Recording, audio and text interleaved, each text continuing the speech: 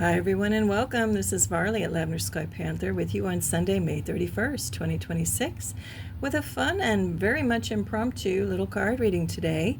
I was guided to pick out my three most kind of happy factor decks, and they have nice, simple, and straightforward messages typically. So let's just hop into this. So feel free to pick group, one, two, or three, or any combination of them, or all of them. And so let's just get right into it. So in the first group, I'm just going to read the overall kind of taglines on each one, and then I'll just give an overall impression here. And again, it's just the point of today is communicating fun and happy, upbeat messages and putting it out there into the world, right? So first card up at the top left is number, let me get my Roman numerals right, 18 or 9, the moon. And the message overall is illusion. Second card, 6 of Cups, memories. Next, we have Queen of Pentacles, growth. And then bottom row, we have number 4, the Emperor, maturity. Then we have King of Swords, structure. And then there's Ace of Swords, clarity. So the overall impression I'm getting here, it's kind of interesting. I'm not going to read these in a traditional tarot way, but what we have here is energies. I'm really picking up on the energies of all of this. So in the first card, first up, we have, the moon. And in here, this is kind of forming like a vortex. It looks like a void, like you could dive into that hole.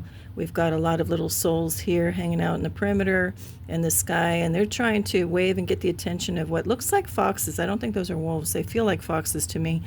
Actually, the more that I look at it, I guess. Well, you know what? We'll call them wolves because they're in the Arctic, but whatever. I guess there's Arctic foxes as well. So you know what? Go with what works for you. My first impression was foxes, but the more I look at this, they're wolves. But anyway, there's this similar beautiful energy to them both, and that part is not what's important. And actually, I don't even know why I kind of drifted off into fox or wolf in the confusion of it, but it goes hand in hand with the overall card of illusion. And it's kind of reinforce where I'm going with this. Don't get caught up and distracted in the details is what this is. Don't get caught up and distracted in things that are designed to take your attention away. So we've got all these perimeter souls are like, hey, look over here. No, look over here. This thing is almost like a hypnotic effect, like a hypnotism around, like, hey, look at me. Like if you know that movie, The Jungle Book, the snake has the swirling eyes that say, trust in me and look over here. But look at these wolves are just looking at each other, or actually they're not even looking at each other with their physical eyes. This card, I just got the very strong feeling of the heart space to heart space connection. That is what's real. That is what's true. Everything else happening around is smoke and mirrors. Look, even a blue crab is like, hey, look over here. And they're like, nope, not doing it. Staying focused in the divine connection. And that's what cuts through any illusions, all right? 6 of Cups, we've got moon energy over there, which is hidden illusions and things that may not be real. They're illusory. Then we come into 6 of Cups, which is golden sun energy. So even the chalices have like, the radial sun pattern on them and the Nordic sense. Now, this I feel very much like it's creating not like a black hole like over here, but it's just creating a circular motion. Now here you have the choice. You're going to go down into the depths and the fields of the watery energy, even though it could be sky, but to me I'm reading it more like water, especially with cups, implying liquid in the cups. So are you going to go down into your fields of the memories and keep spiraling down like into this black void? Or are you going to go down memory lane looking at and taking the golden moments away with you? So yes, there's good and bad in everybody's path in life and the history of it all, but we do have the choice when looking at the memories to take the good ones or to stay stuck and mired in the energy of the bad ones and stay stuck in sorrow. So because these are all golden, because there are 6, because they're forming a nice kind of radial pattern of sunshine, I suggest, myself included, we select the golden ones and, stay in the gratitude of those. Then we have Queen of Pentacles. She's holding up the golden disc. She's also made that choice to go for the gold. She's got the golden crown on too, and that is nurturing and growth energy. So, if we can go ahead and make a good decision here and sticking in with the golden memories, not just forgetting the pain of the past, obviously working through it and growing, but ultimately that will lead us to the happy golden path ahead and reaching, for the stars for some better new golden memories. Then we come down to the Emperor. who is kind of sitting there. We've got the owl kind of implying wisdom on the shoulder. It's saying maturity. So after we work through all of this of the past and stay in the present here, locked into heart-centered energy, that will allow us to have balance in our life, which is much needed before moving forward. Now, moving forward, we have the King of Swords and structure. It's showing this king who's also very much connected. He's in like a meditative pose. He's very at peace. He's got this like balance energy, and he's in the moment before he decides to move forward. But he's still in a balanced position, but the sword is acting like a rod to the heavens. He's, really much connecting in to get divine instruction, or just, a divine moment before moving forward, kind of like the look before you leap, except here he's not looking with the physical eyes. He's looking inward and connecting in with the third eye. We've got this messenger, to the heavens. Could be a dove. It could be any number of winged, birds. But everything is showing that because we take the moment to, check in to our inner self, it's implying that in the forward movement, we're just going to keep heading up toward higher heights, better things, and, looking to the stars and actually attaining them. So then we get to Ace of Swords, clarity. By doing all of this, by doing the work, and just the work is also just walking our walk, doing our journey. No harm, no foul. Whether we choose the depths or we chose the gold, eventually we all get here, to kind of a victory situation with that sword, because the victory is having the clarity and the knowing, which can only come after going through such a journey. So the overall message here I'm getting now too is take heart, have courage, and know that all is well. This is like absolute knowing, like that sword is put down like bam, there's protection in everything that we're going through. And we have the protection when we connect within. And even if we don't, there's everything kind of along the outside of our journey, protecting us every step of the way. And then also in the unseen. To me, the background of this card is all representing kind of the unseen. I can't like pick any particular figure or anything, but the energy of this card, it's all the indigos and the violets, which is all talking about the crown chakra, literal crown there, little crown there, and one there too. Look at all the crowns, which means that, look at even the points on all of the crowns are all about bringing in the heavenly realms down into, the 3D. And this also kind of echoes kind of a crown configuration. So no matter what we're going to do, we are supported in the background by forces unseen. And then we also have it within our own power to decide which way everything's going to go. If we choose to get to a balance and connect in, the kingdom is ours. All right, so that's group one. It was a little bit longer than I hoped, but there you go. Very positive, good vibed energy. Now let's get to group two. This is a beautiful deck. They all are. Give me a minute to set that up. Okay. Now I already see one card that keeps coming up. It seems like no matter what I do with this deck, but it's a good card. It's the last one over here. So we have number 44 or 8, stick with it, in the upper left. Then we have 41 or 5, look forward. Bottom row is number 13 or 4, clear the fog. And then we have over here number 5, turn on the light. And then we get to number 55, or 10 or 1, thank God.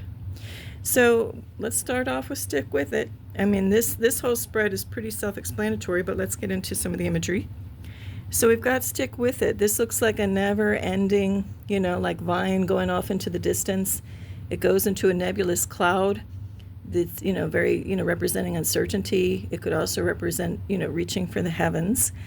But our little figure here has got it, got all the confidence and courage, could give up, say, oh my gosh, I never see the end, I'm never going to get there. But this red is all about action. And it's like, no, I'm going to stick with it. I don't care what it takes. I don't care how far it is.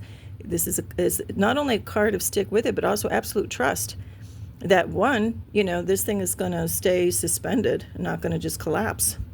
And two, it doesn't matter what's there. The red is the courage and the boldness just to go forward and with absolute trust that everything will work out, or that this person knows that he or she is totally equipped and has it within its own capabilities to get the job done.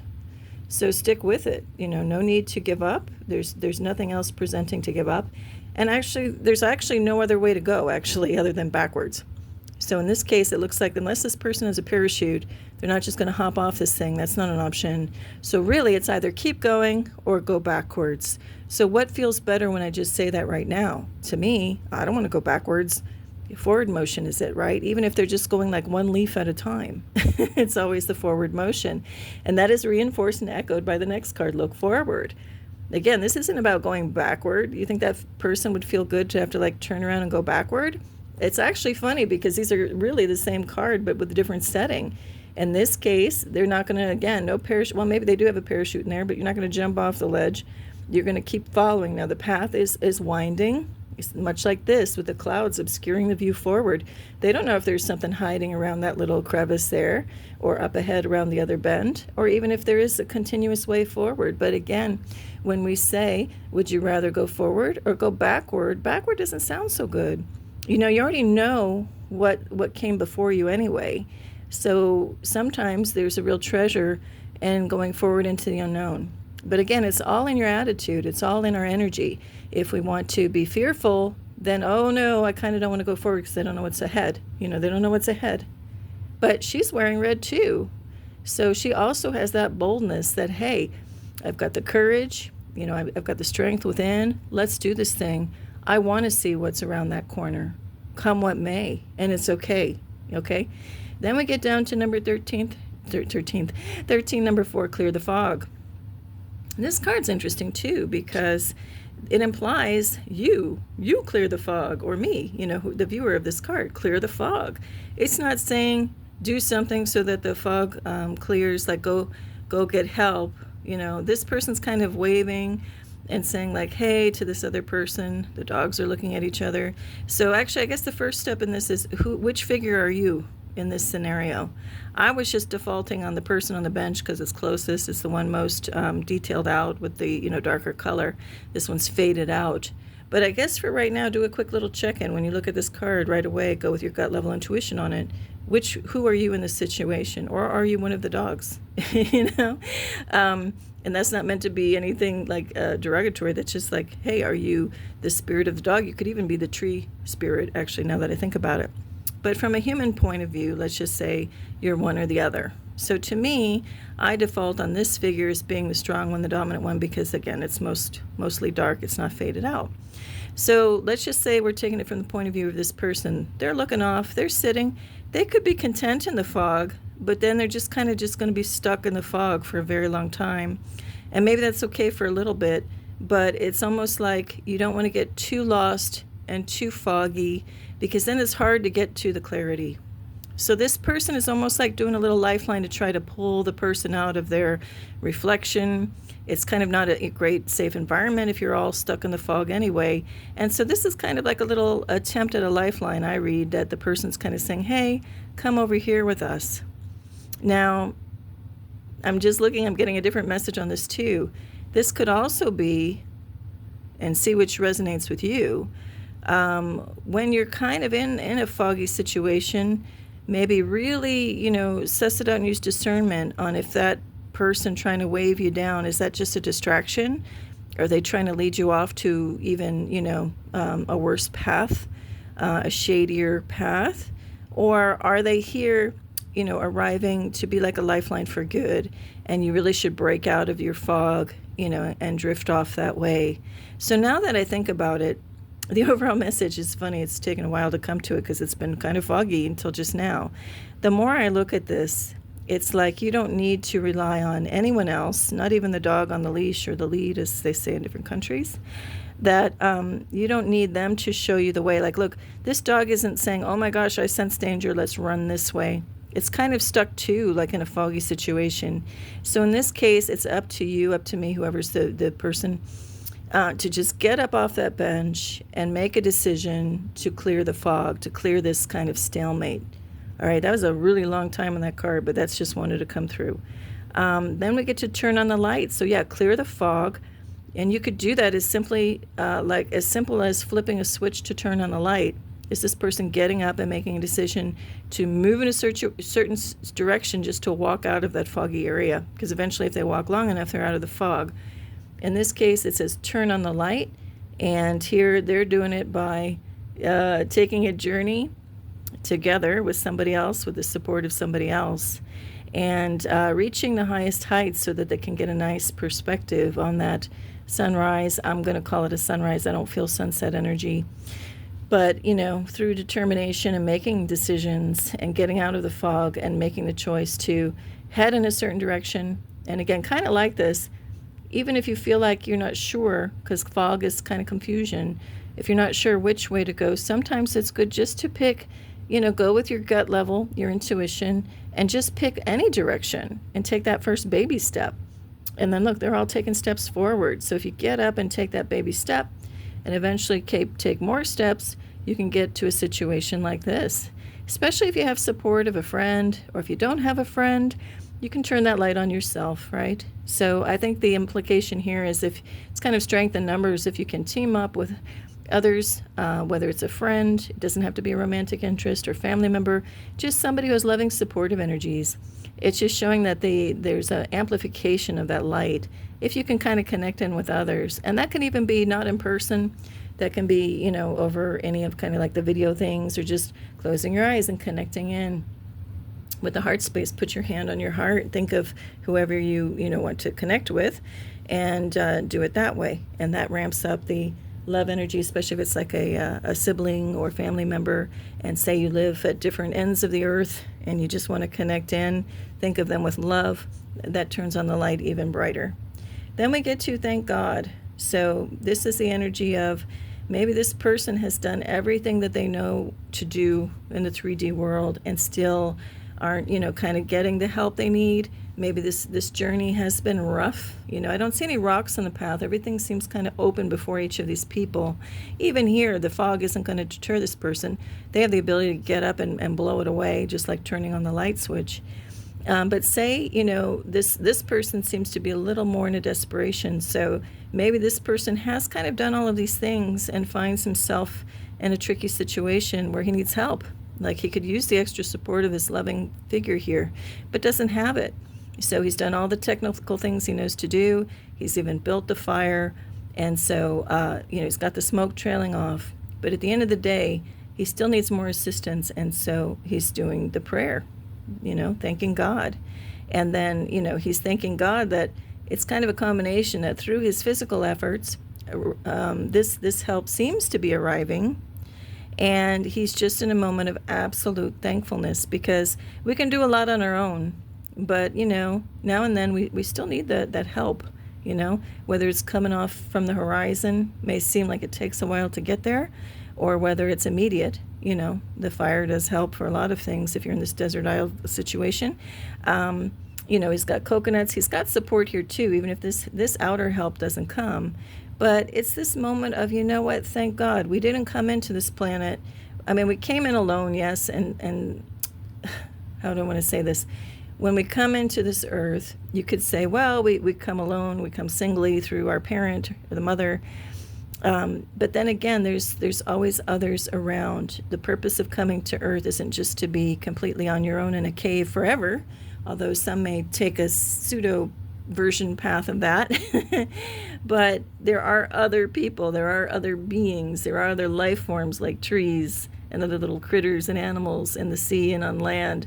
And we're here to experience them. And so anyway, and I'm laughing because a little ant has decided to crawl in here to reaffirm that, yeah, we're not here completely alone. We have the natural world around us. So if we don't get human help, there's the nature, the elements, and there's also the great and direct divine connection, from outside but also inside, the beautiful union, of all of that integrated from above. You could say, people say as above, so below. That's also as above in the divine realm, and below can be within us, right? Anyway, just to sum this up and try to make it cohesive, it's just a great message to come on, keep going, even if you're just taking a baby step forward, or it feels like, oh my gosh, this is my situation I'm in, never going to end if it's something you don't want. Yes, it will. And if you do power prayer, that'll help you bring in some good energy. If you are an adventurer and love the heck out of this, you're thrilled to be journeying like on this vine thing in the mountains, and you love the adventure of the unknown and looking at things with a whole new perspective from above, and you don't mind risking it to get deserted on an island, then the energy here too is one of adventure, and that there's no situation that we can't get out of, whether it's through our own hands or through prayer or both. Okay, that's that reading. And now we'll go to the final one. Here we go. And this one I have to pull down a little bit. My little boards are all different just to try to make this more simple. Okay, this is a beautiful deck, and this is the Mermaid and Dolphin energy. So I'm going to go ahead and read the taglines on the tops of the cards and then the quotes at the bottoms. So in the upper left, we're going to go this way with it. So we have healing heart, positive energy, time to move on, set your sights higher, and you're being helped. And at the bottoms of them, we have you're a powerful healer. Keep up the great work. Surround yourself with positive people and situations and avoid negativity. It's time to let go of the old and worn out so that the new can come in. Increase your standards and expect more for yourself. Don't settle. And heaven is working behind the scenes to help you, even if you don't see the results yet. So this one is probably the most straightforward of all the decks, the three groups, I mean. So we have that you are a powerful healer. Keep up the great work, whether you're helping others or yourself, the combined energies.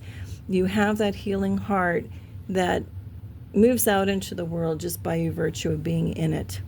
Now, somebody with a healing heart knows what it's like to have some sorrowful or deep emotions because they're half set in like this deep water. But we also know the joy of helping others and seeing our healing abilities come to fruition. The fruits of our labor. When I see these trees, I think of the tropical fruits. Then with positive energy, we have these beautiful dolphins leaping, and there's like a golden light emanating out of here. And it says, surround yourself with the positive people and situations and avoid negativity. Now, it looks like they're leaping even away from a certain situation. They're all moving in this direction toward the light, the golden light, and away from maybe like a wall of tumultuous waves and stuff. So yeah, they're hightailing it out, literally their tails hightailing when they leap like that out of an area of danger or negativity. And they know to head toward the light. And that's exactly, if you're on a journey like this as the healer, there are going to be some choice points where there might be some negativity around us, and sometimes that's negativity that is meant to be healed by our light just by virtue of us being there, our divine spark shining. We don't even have to do any healing practices per se. Just showing up in a room can heal people if you have a loving heart.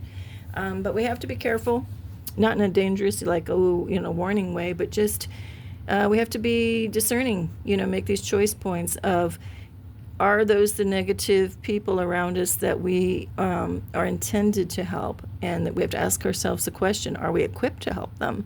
There's some negativities that can go so deep, so deep down here, that maybe it's not up to all of us, not up to us to help that brand of darkness. Maybe there are other types of healers or people that are destined or designed to be in that situation to help that negativity, those negative people, or those negative people need to go on a different journey, and that journey does not follow where all of us are heading.